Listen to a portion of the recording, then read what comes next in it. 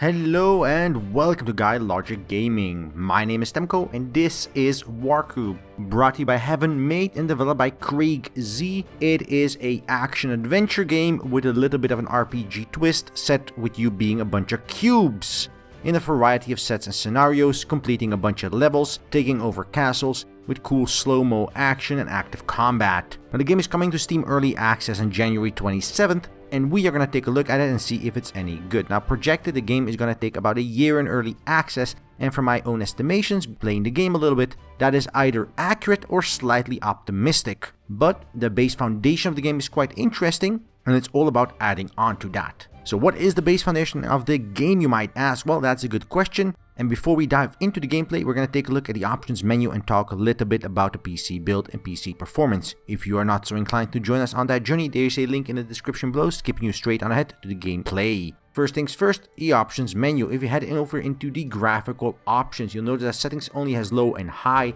It has a few resolution options, though that too is not perfect. And the toggle full screen on or off is also not perfect. AO and AA are added, and map shadows are okay but not amazing. Overall, the game runs stable at 60 plus FPS at any given time. That is not an issue, and it's not an ugly game by any stretch of the imagination. But it is a full 3D rendered game, and though very stylized, as you can see in the background, it still would have been nice to have a bunch of extra options, especially some for the colorblind mode, which this game does not have and would be very welcome due to the differentiations between various things on screen.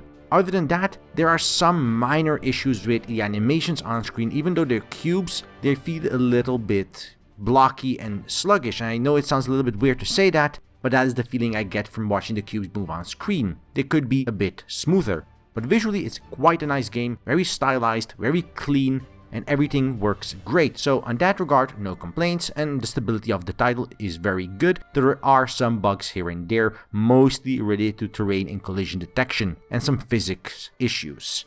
Going back into the other options, for audio, we see a master, music, and SFX volume sliders, which is all the game really needs. It doesn't really have voice setting except for a small intro bit in the start of the game, and though I'm not sure that will be expanded later on down the early access period, for now, a lack of VO slider is not a major issue, though later down the line that would have been nice to add. But so far, music, SFX, and master volume do the job just fine.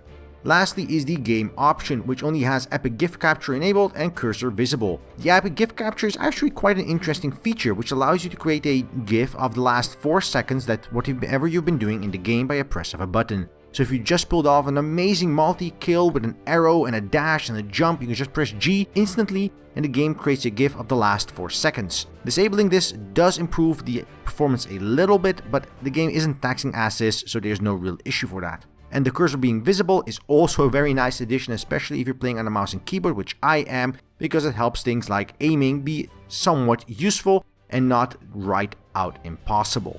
Lastly, there is reset game and you can clear all save data. The game doesn't have multiple save files or ways to reset the campaign otherwise. Once you start playing, that's your campaign file.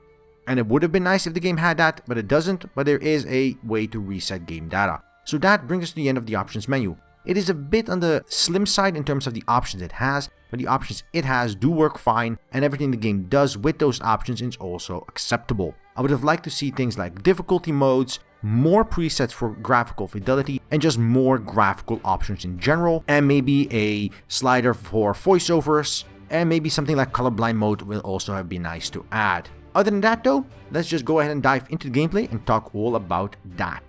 Now the game starts you off in a sort of tutorial level explaining you the basics of the game, and I've skipped ahead about a minute in past all the cutscenes and waiting, and that's where you can see your main character. Now you can style your character in different stuff clothing, like a ninja, or a pig tutu, or a warrior armor from a medieval period. There are some different varieties of weapons and stats and things like that you can take a look at. But in essence, everything is really based around this little blue cube and what you do with it. There are some tutorials in the game, and the game expands certain aspects of the game a little bit later down the line, but the bottom line is that the game's control scheme really isn't that complex. Left mouse button attacks, another click with the left mouse button after an attack sets you up for a combo and continuation attack, as you can see on screen. And after that, you can chain attacks ad infinitum as long as you don't miss. You can parry using the middle mouse button. You can use the offhand, which is usually your bow that is equipped there, for a variety of things. So you can get a crossbow and some other items there as well. And you have a jump button and a dash and stuff like that. Overall, the very basic controls, and I do hope they expand on that a little bit, but as it stands, the controls are quite interesting. And though the variety of enemies is fairly small, there is already a nice different variety of mechanical complexity involved in the way you deal with enemies. But before we get into the entire combat aspect, I'd first like to talk about the graphical art style and how the game uses that to its advantage.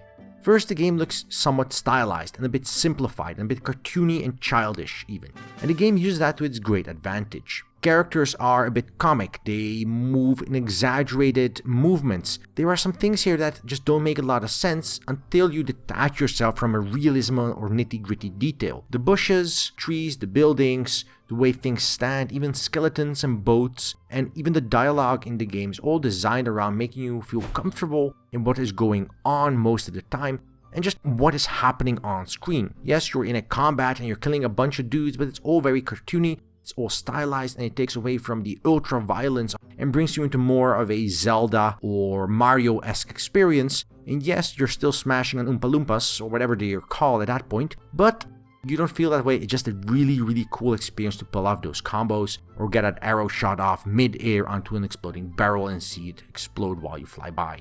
Very interesting. Different variety of enemies will use clubs, swords, double swords, daggers, sword and shield, bows, axes. And though the AI for most of them is fairly similar, things like the shield will parry more easily, things like the axe guy will charge you from a larger distance, and even if you die, you can continue a level by respawning, but the guy that killed you will be promoted and be a higher rank and thus harder to kill. And after a couple of deaths, if that is the case, you might as well restart the level because killing those guys is nigh on impossible at that point. Which is also a nice little benefit of staying around because you'll be challenged with stronger enemies if you die, but it's also the consequence of dying because you'll be faced with stronger enemies or you have to restart the level from scratch. Now the base goal of each level is to basically get to the end of the level and take over the various control points, which is marked by all these flags.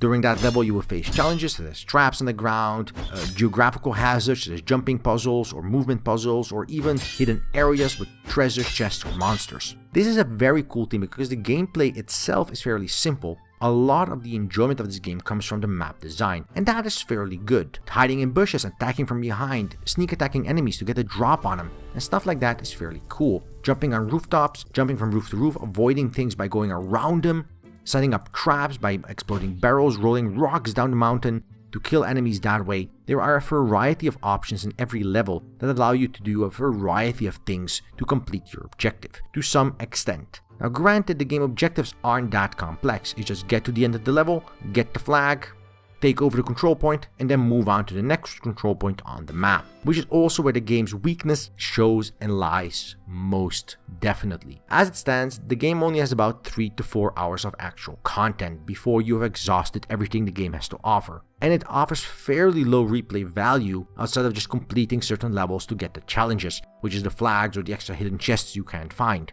And that is a damn shame because the game right now has a very good set of core ideas and implementations. Visually, it is very coherent. Each level designed is very cool and very unique, from castle to cavern to boat to beach. Everything is very unique in how it plays out, and every level has its own set of challenges. But at the end of the line, they all boil down to get the flag, take the next control point, and that's really all you do, which is a bit of a shame. I do hope the developers add more interesting objectives and strategies to the game and way more hours of content, whether this be through adding more levels and more challenges, or by adding modding support and allowing the community to add more to that. Roaming monsters and the roaming packs, which are in the game and allow you to fight them, are also very limited, and I'd like to see that expanded. Which is also my main issue with this title, is that everything in the game is very cool, but very limited. They're roaming bands, yes, but there's only one type, and once you defeat that once or twice, it's kinda boring. Yes, there are a different variety of levels, but they all really boil down to killing a couple of dudes in a variety of cool environments, and then getting the flags.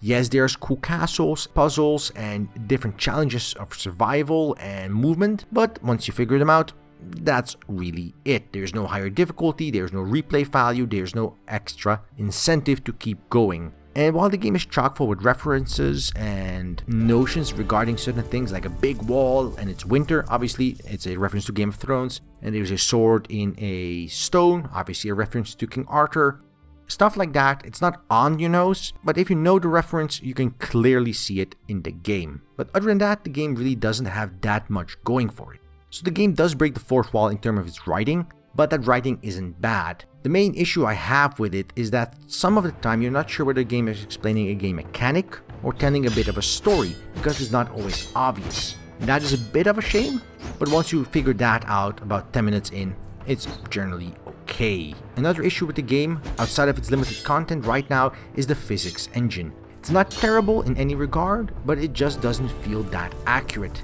And you'll end up flying left and right, feeling as if you're very floaty and you don't really have a lot of weight to you, when at other times you'll be barely able to clear a jump that you should be able to make at any given time elsewhere. So that is a bit of a weird implementation, and it looks like it's just a bug or an issue with the physics engine, and I do hope developers fix that, but for now those two are my main issues. So what it boils down to for early access games is whether or not you should purchase them early and support the development, and whether or not they're good value as it stands before they're actually released as a final product. And the answer to that is that Warcube offers very limited content. And if you enjoy playing 2 or 3 hours and being satisfied with that, it offers a very enjoyable experience with a cool world and a cool art style and cool mechanics. But if you want more value for your bucks, which is very understandable, I'd hold off on Warcube for now until there's way more content in the game. What is here is very enjoyable, but the fact is that there is a lot that isn't here. And even though the combat offers a variety of mechanics, the game doesn't offer a lot of combat outside of a few encounters. And once you are done with that, well, you can just restart the game because that's really it. There is no replay value. And that is my biggest concern here. So having said that, Warcube does look to be very promising going into its early access period. There is still a lot on offer here, and I do hope the developers take the time to add a lot more content, because that is where the game's main issues lie. So if you feel $10 to $15 is worth it for a couple of hours of very enjoyable gameplay, then by all means support Warcube. If you feel that $10 to $15 should give you way more time or way more quality time with the game, then I say hold off until the game implements way more content, which is one of the main goals of early access for this game.